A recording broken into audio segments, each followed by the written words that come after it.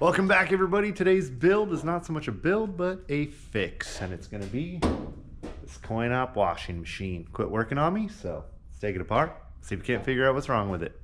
Remember, if you can't afford it, landlord it. Let's get this thing off the ground a little bit and easier to move around. I'm going to throw it on these little dollies. That way we can twist it around and make it a lot easier to work on. First step we're going to do is pop off this cover so we can see what we're doing.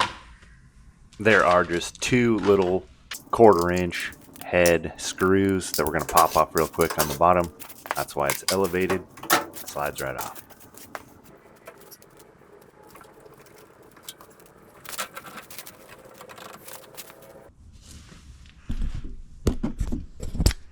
Alright, so I can pretty much see what the issue is immediately, and that's, see all this residue?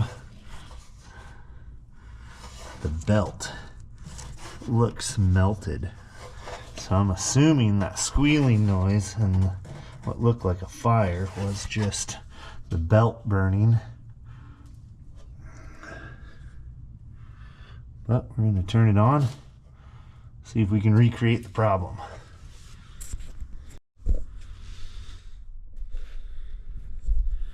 In order to turn it on, we're going to bypass the coin op system because I don't want to keep putting coins in it.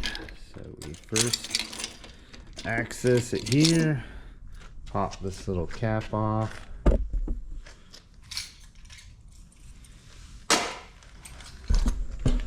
And when the mechanism slides in and out, presses that button. So that's actually all that triggers it.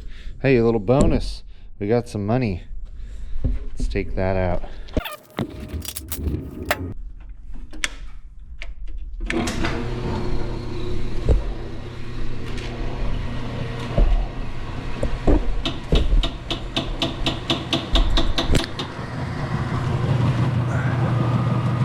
Well, it is spinning.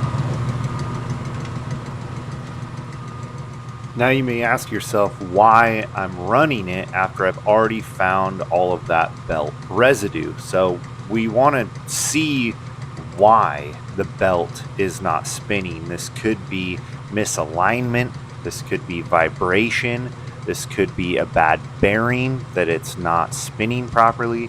So by running it, we need to figure out why the belt failed. And that's why I ran it through a couple cycles.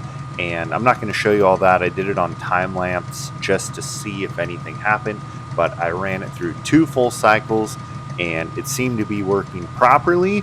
And so that just tells me just time for a new belt. There wasn't anything that I could see that was making that belt go bad, like a different malfunction. So we're going to swap out the belt. This is new belt. Can throw it in, and I also got a new spring just because it doesn't hurt to have it. Easy to replace while we're in there. So let's put it in. Our first step is to remove this white plastic section, and there's 3 little clips. Here is the first one off to the side, and it doesn't matter what direction you remove these in, but the side one and the back one are the hardest. I just started with the side. Then here we're going to pop off the one in the front. This one is the most obvious. Take a close look at this one because this is the one you can really see from all angles and just really be able to tell how you're removing that clip. And from the bottom, there's a little flange that you're just pulling towards you and it pops right out. And then you can remove the clip itself. It's just a little tension. And then lastly, we're going to move around to the very back. This is the hardest one to see, but it's way in the back. Kind of tell and see right here is that where that last clip is. You're kind of doing this one blind. That's why I say do the other ones first. Really easy to see just by the shape how much better the new belt is going to be. You should not have this burned out section. Not good. Alright, really all you got to do to install this is to push down this plastic piece out of the way. That's really the hardest part, is getting past it.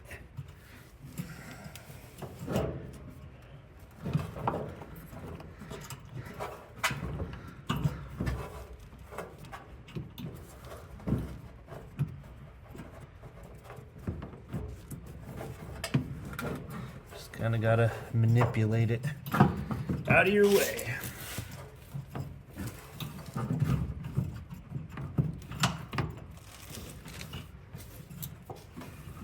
You always want to place the belt on the small pulley first, and then notice how I'm just going to kind of twist it around the large pulley, and it will create enough tension as I spin it around to pop it right over the big pulley. Much harder to do it the other way around. And just like that. Already on. Now we just need to connect the spring to make sure that we're pulling this tight. Again, I got a new spring, so let's go ahead and pop this off.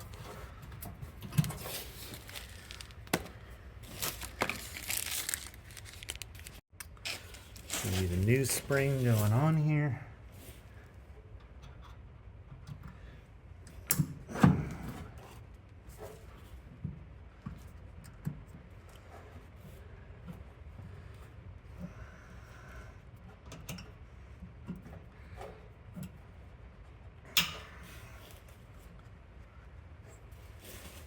There we go.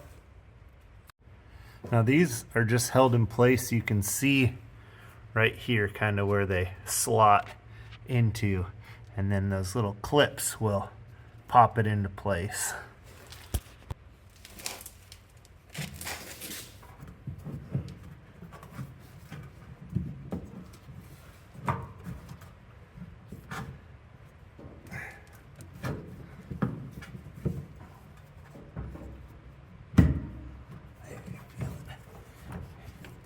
Feel it click in there.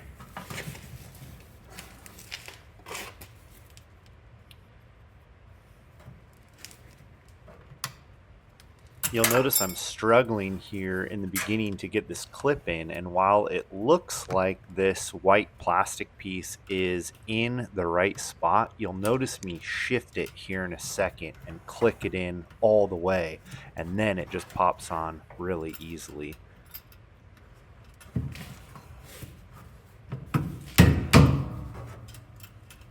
And you've seen how to take these other two clips off, so I will skip the next two. Last step is to put on the front cover, and it's just these two little screws here and here. Let's throw it up.